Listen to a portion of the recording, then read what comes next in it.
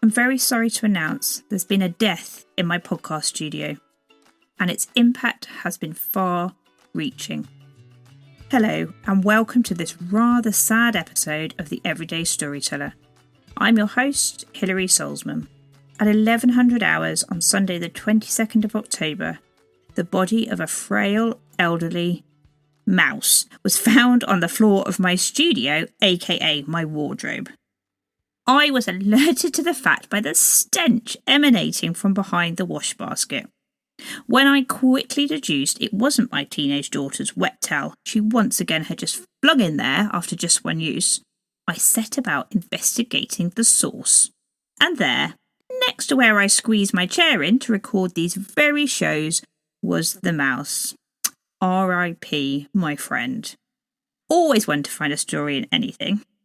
Or everything even, that being my job and all. I just had to come on here and talk to you about it. Not because I think you're all morbid fantasists, but because it left me thinking about one particular topic, legacy. For all I know, poor Mrs. or was it Mr. Mouse may have lived the most fulfilled life possible, always kind to its rodenty friends, pitching in to fight for equal mousy rights. But of course, we'll never know. Not least because the mouse is dead, but also because it was a mouse in the first place. They're not exactly known for their storytelling. But we are neither mouse nor unalive, so we really have no excuse for not thinking about the impact we want to leave on the world. If this feels like a super big topic to you, it doesn't need to be. Sure, some business owners leave monumental legacies, the change makers, the philanthropists, the inventor of G-strings. But for us mere mortals, what we leave behind can be far more achievable than we may think. For me, for example, my legacy would be more women in business telling their stories with unashamed confidence. Notice that I don't quantify how many. Just one more woman doing it that wasn't doing it before they met me is a success factor for me.